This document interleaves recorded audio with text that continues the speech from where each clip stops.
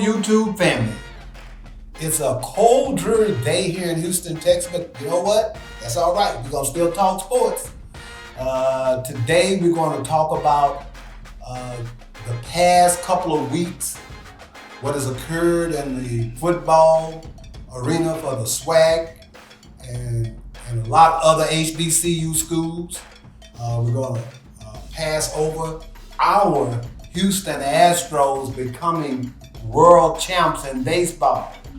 We're going to talk about the NBA, the NFL, and we're going to talk about J-State winning the SWAC East and waiting on their opponent for the SWAC championship game. I want to give a shout out to my sponsors, Rose Gold Deluxe Spa, Womack Development Company and Realtor, and Morgan & Associates Dental.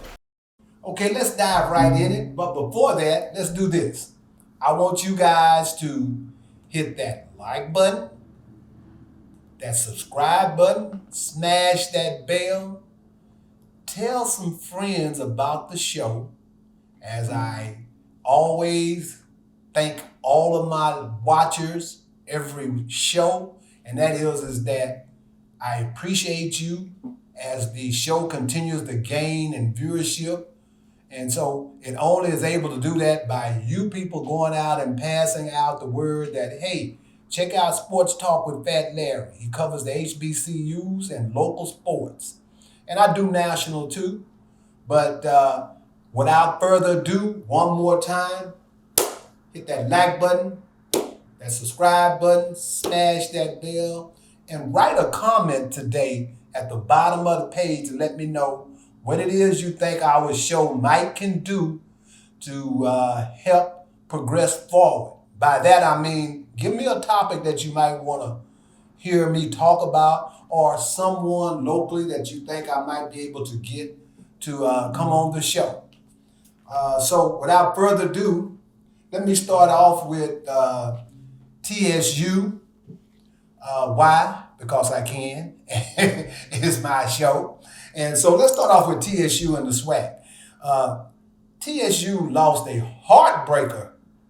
Today is the 22nd, November the 22nd. They lost a heartbreaker this past Saturday to Alabama A&M in Huntsville, Alabama, leading 20-7 going into the fourth quarter, and we lose the game. You talking about hurt.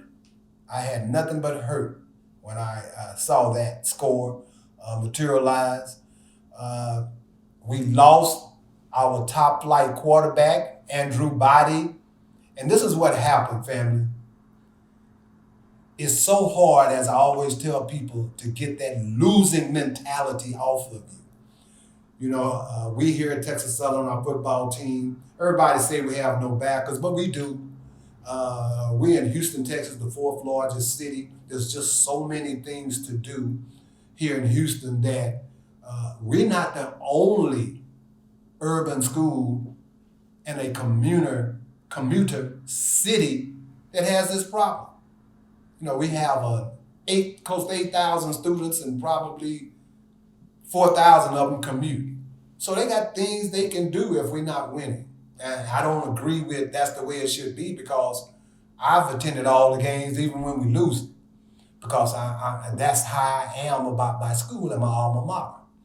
But in trying to explain why it's up and down with the attendance, you know, it's just we need to win, and it looks like we're about to put our foot in the right place, and then something happens. We seem to, as my friend said after the game Saturday, I hate repeating it because it hurts me. We snatched defeat out of the jaws of victory. Now, for those of you who have never heard that, it should be we snatched victory out of the jaws of defeat. But we did it the reverse. This 2 times this year, we should have won games, and it seems like we found a way to lose. And so I don't know if it's just a matriculation of us having to go through these things to be able to finally reach home on being able to get a winning attitude, but for some reason it didn't take Prime this long to get a winning attitude in his players. So coaching actually makes a difference. And so I'm hoping that our coach here at Texas Southern over this upcoming off season, there are a lot of things that we need to improve on, but I feel like it's minor things. One, make sure that each player is accountable for what they're supposed to be doing. So many times I've seen players from observation in the stands. Quite naturally, I don't know what's going out on the field other than anybody else watching the game, but it looks like they're not connected. Their mind isn't there. The seriousness of what they're doing is not there. And it's not just the players. It's got to be coaching also. We have so many games and examples we can use where in the stands prior to a play being ran and we were saying, please don't run the ball up the middle. And that's the first thing you do every series, and you know what happens? They run the ball up the middle every series in the beginning. Now, the games that they didn't do that, we won. We started throwing the ball against Grambling in the beginning of the series, and we won easily. You have to mix things up. You have to have confidence that your players can execute the plays. There has to be more than 2 plays that we have. There has to be. And other than the dive and the keep. I mean, we might as well go to the wishbone if we're going to do that. And so, and I'm not trying to be sarcastic. The season is over with. This is all being said out of love for the university and for the football team. I just feel like we are better than what we've shown. There's no way we should have been 5-6. There are 2 games that TSU should not have lost to be 7-4, and that would have been a great accomplishment. Even though 5-6 is better than what we have been, but we shouldn't settle. I don't want a settling mentality. We should look to strive to win. Coach Prime, when he went to Jackson State, he wasn't going to try to be representable in the SWAC. He was coming to win. If you listen to him talk, me being in this podcast arena now, I watch a lot of podcasts, and I see Coach Prime and the things he says. It just elevates him and separates him from the other coaches. You can see why. And the things he says. He makes his players accountable, not just on the field, off the field. And you have to say something. And one more time, I know I've always said when I've talked about our coach at Texas Southern, that he's a mild-mannered person, and mild-mannered people can win too.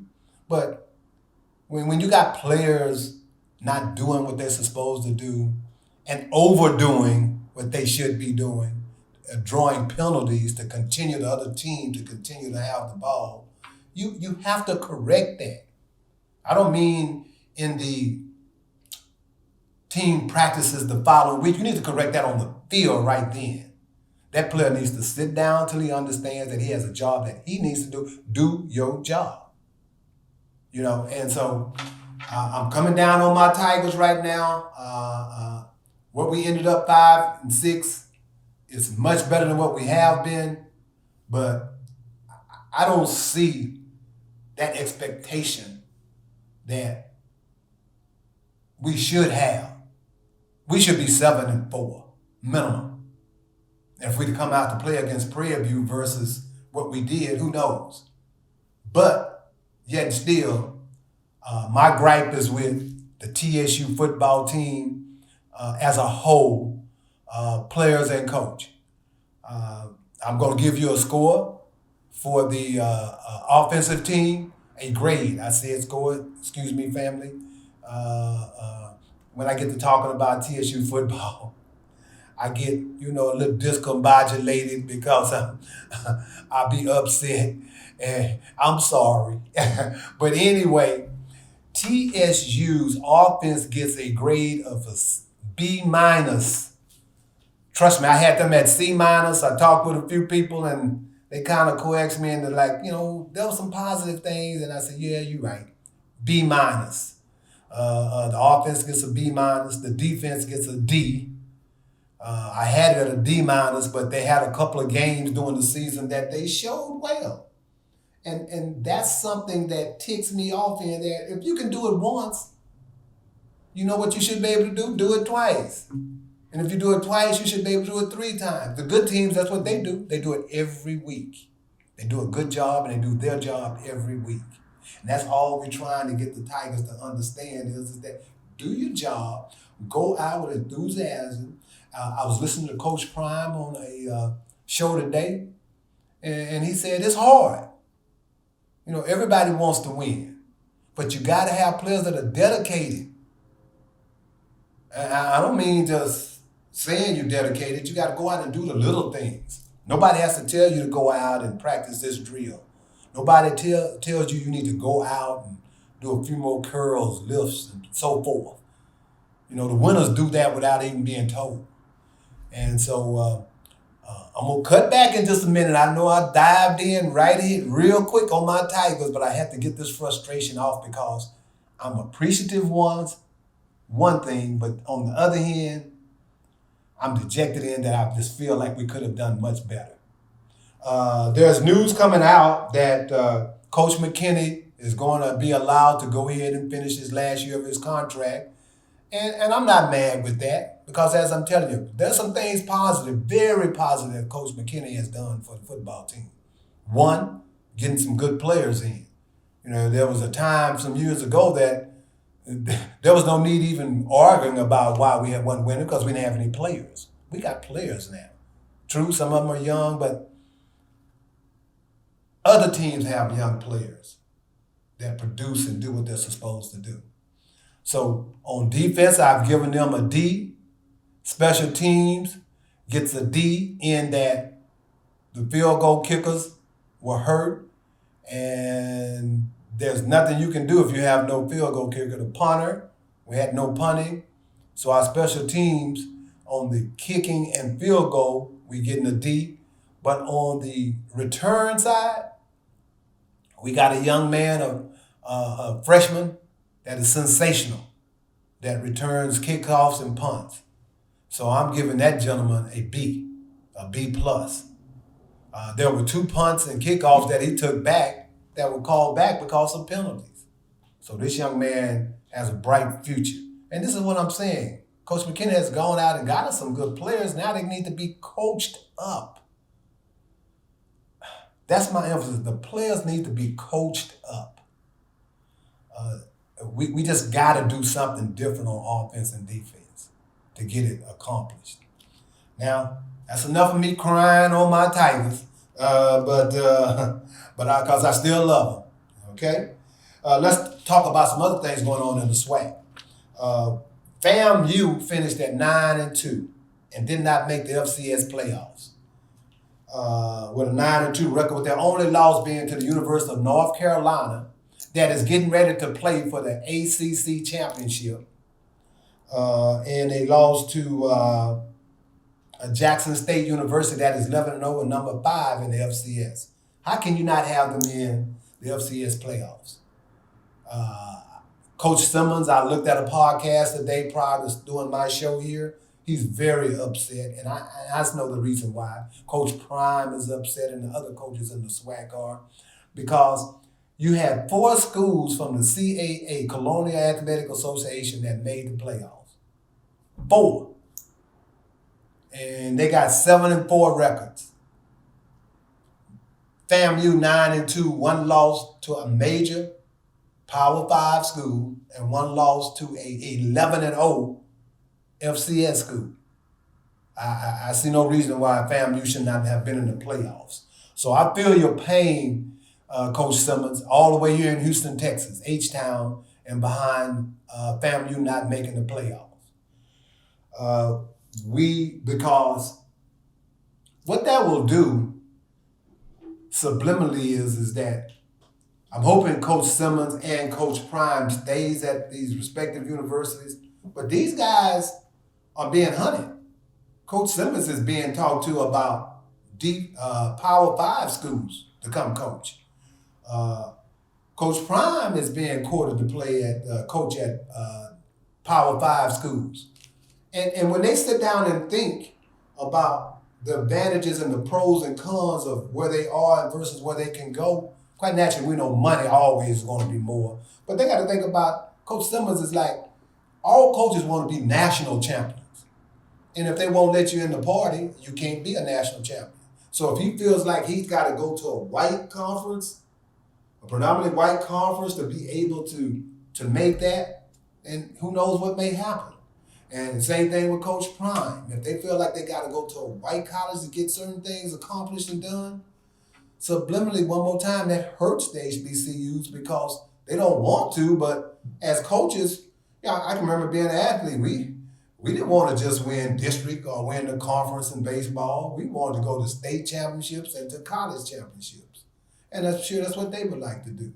So this is hopefully not having a negative effect on Coach Simmons' stands at FAMU. Going to the MEAC, Coach Trey Oliver, the head coach at North Carolina Central, has been picked as a finalist for the Coach of the Year in the FCS. And dig on this. The FCS has 4 awards, and they're all named after black players from black colleges. But they didn't want not one HBCU school in the playoffs. You got the Eddie Robinson Award for the Coach of the Year in the FCS. You got the Buck Buchanan Award for the Defensive Player of the Year in the FCS. You got the Walter Payton Award for Offensive Player of the Year in the FCS. And you got the Jerry Rice Award for the Receiver of the Year. So you got 4 HBCU players with awards named after them, but we can't get an HBCU school in. So I just wanted to throw that out. Let me go back to Trey Oliver, the coach of North Carolina Central in the MEAC. He's co-champs with Howard University. Howard University is their first time in almost 30 years being a co-champ. And because North Carolina Central beat Howard, they are going to play in the Celebration Bowl, and that will be probably against Jackson State. Jackson State has won the East in the SWAC, and Southern and Grambling, one more time. Today is the 22nd. On the 26th, Grambling and Southern plays in New Orleans and after Thanksgiving, and the winner of that game will play Jackson State for the SWAC championship. And the winner of that game goes to the Celebration Bowl in Atlanta. So in the SIAC, Benedict College out of Alabama plays Wingate in the playoffs. So Benedict College in D2, Benedict College is 12-0, and they're playing Wingate, which is 11-1. So it should be a pretty good game. Also, you have Delta State is going to play Fayetteville State. Fayetteville State is out of the CIAA. So you got CIAA represented in the playoffs, and you got the SIAC represented in the playoffs. And we got North Carolina A&T would have made the playoffs if they would have been Gardner-Webb, but they lost to Gardner-Webb in the championship game of the CAA. So that's a rundown on football for the HBCUs. Now what we're going to do is talk about a little basketball from the SWAC. The JSU women. Yes, and I want to start off with women. My daughter's always telling me make sure I have some women's sports news on. So this is to my baby. I'm talking about Jackson State University women's basketball team. A wonderful upset. They beat Texas Tech University in Lubbock. Let me say that again. I don't want you to think that just was a regular game. Jackson State University women beat Texas Tech in Lubbock. And that was a tremendous win for the SWAC women. Another thing that has occurred for basketball in the SWAC is that they signed a contract to do a cross play with the Pac-12, the Pacific Athletic Conference, USC, UCLA, Washington State, Colorado, those types of schools. And so far, we've done well. Let me give you some background on this. You got Prairie View has beaten Washington State. Texas Southern has beaten Arizona State. Alcorn has beaten Wichita State. Grambling has beaten Colorado. And Southern, let me see who Southern beat here.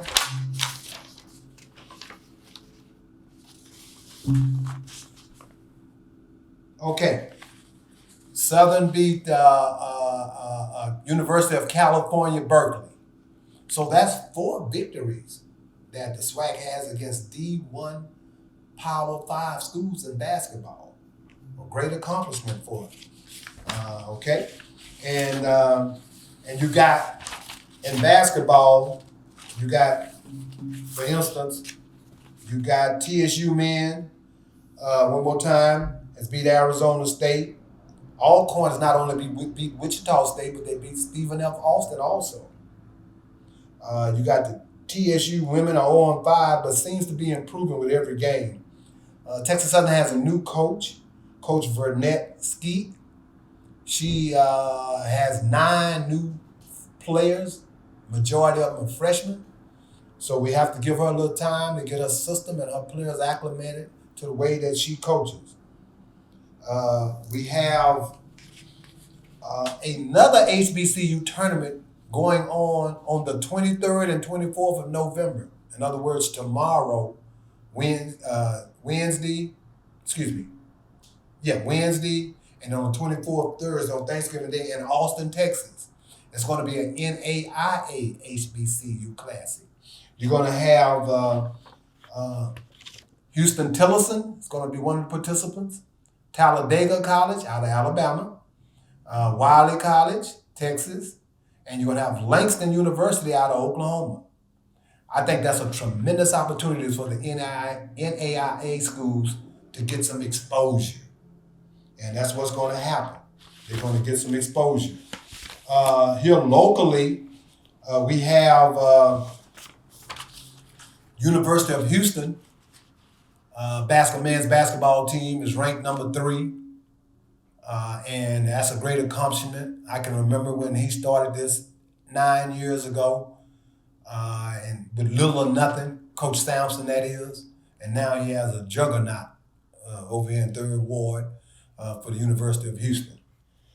We have also University of Houston football team has tried to recover from, in the middle of the season, their downfall.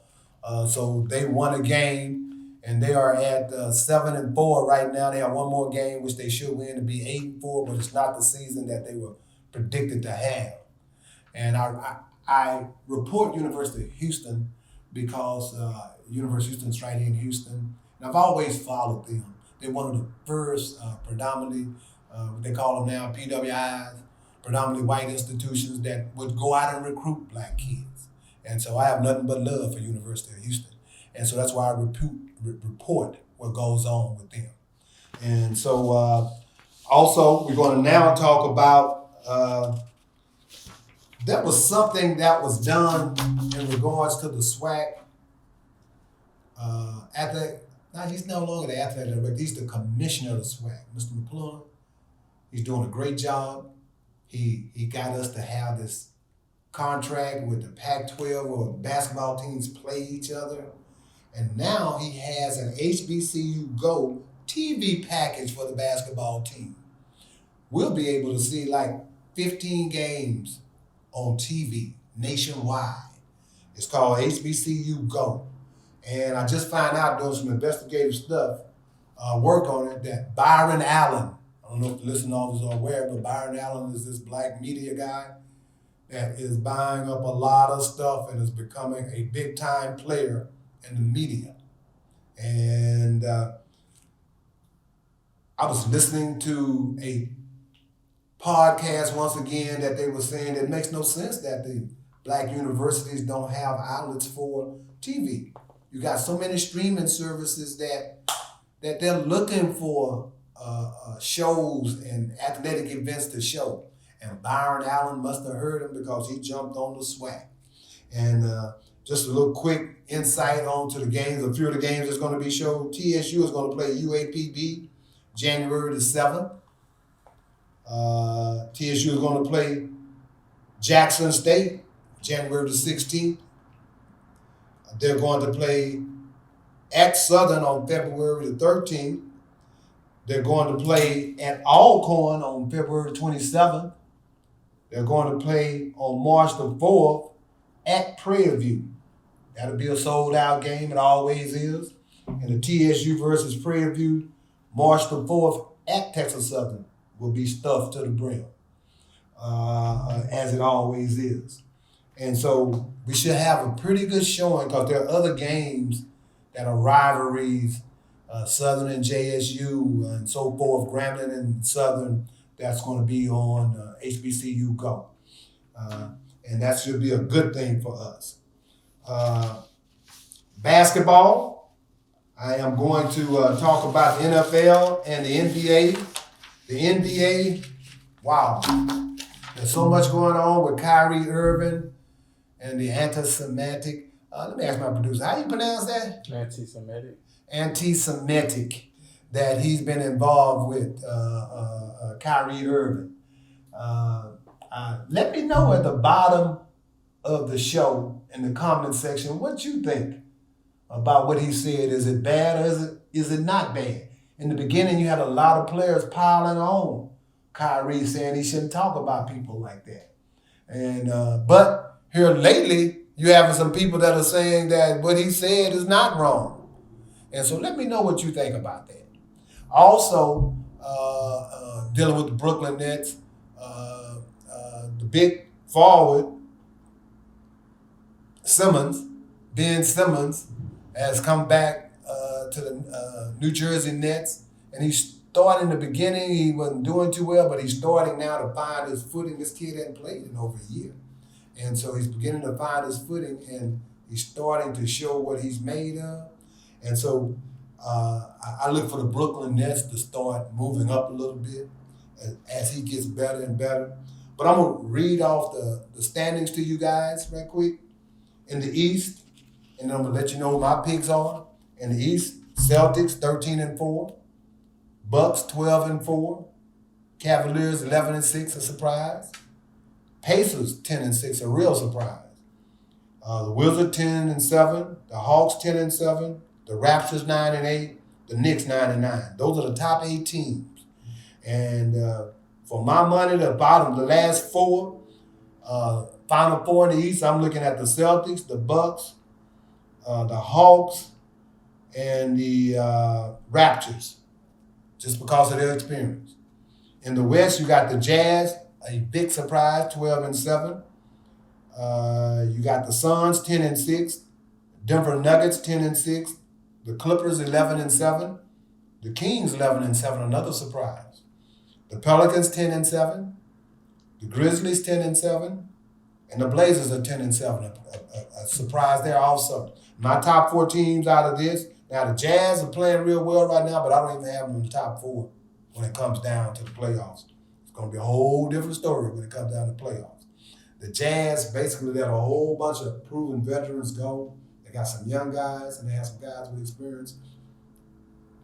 And this is a prime example to show that if people would just play together, what you can accomplish. Because nobody gave these guys. They thought they might set the record for losses this year, but here they are leading the West with 12-7. I got the Suns, the Nuggets, the Clippers, and the Grizzlies in the playoffs. I got the championship going to in the championship game. I got the Suns making it again between the Suns and the Nuggets, and we got between the Celtics and the Bucks for me. And I got the Celtics beating the Bucks, and I got the Suns beating the Nuggets to get into the championship. And then I got the Celtics winning the championship this year. Okay? Now, you may be saying, where's Golden State? Golden State is ranked number 11 in the West. And trust me, they won't end up there. They'll be in the playoffs. But I just feel like it's really so hard to repeat. And I got Golden State making the playoffs, but I don't have them going to the Final Four. Okay? And I want to come to baseball real quick. As you can see, we have a new World Series champion. I think that says, let me see, 2022. Oh, 2022, the World Series champions were the Astros again. My bad, I'm over here gloating. I was going to say 2022, but I forgot. We won in 2017 also. So we 2-time World Series champions, the Houston Astros. They found a fantastic young shortstop to replace Carlos Correa. And not only was he good for the Astros for the season, this kid won the ALC MVP, the World Series MVP, and he won the Golden Glove for shortstop. Only thing he didn't win was Rookie of the Year. And how, I don't know, he didn't make that, but still he got 3. Jeremy Pena, fantastic year for Jeremy. I had no idea. I thought that might be out of kiss of death for us when Carlos Correa left, but it wound up being a blessing in disguise because now they have this young man covered with a contract for the next 3 to 4 years. They don't have to worry about him. So I see the Astros coming back. And here's one last thing before I go. I want you guys to let me know, myself and another sports guy, we are saying that Verlander, I'm saying if he comes back at a good rate, fine. But let's don't break the bank because we got too many other good players we need to keep intact here. Let me know what you think if we need to go after Verlander at all costs. I think we need to go at it, but not at all costs. We got like 6 or 7 young pitchers that they just ready. They're just ready to break out of the bullpen. So I think that we can get it done without him. Mr. Womack is the broker and president and CEO of Womack Development Investment Realtors, a private minority-owned full-service commercial and residential real estate brokerage firm. Over the years, he has been known to be a respected community businessman and partner and has received many awards. Now, he sells real estate everywhere, but this specialty is right here in 3rd Ward. This guy can get it taken care of for you. If you can, go to fatlarrypodcast.com and purchase one of these beautiful hoodies that we have available. It's getting cold now. Shoots, man, and be the talk of your little group when you walk in and they say, oh, you got a Sports Talk with Fat Larry hoodie. And we got them in different colors, and we got T-shirts. And you sure would be the talk of the conversation if you pull your Sports Talk with Fat Larry hoodie off, and you know what you got on underneath? A Sports Talk with Fat Larry T-shirt. We got them both there at fatlarrypodcast.com. Also, at fatlarrypodcast@gmail.com, write me and tell me what you think about the show and what you'd like for us to talk about. One more time. 2 areas for you to go to, fatlarrypodcast.com to get the merchandise, and go to fatlarrypodcast@gmail.com to communicate with me. Let me know what you think and what the next show should be about. Without further ado, I'd like to thank everyone for a wonderful football season and talking to me and letting me know what you thought about the show. And basketball season is going to be just as hype. So I want to thank everyone for continuing to watch the show. Make sure you let everyone else know about the show. Peace out.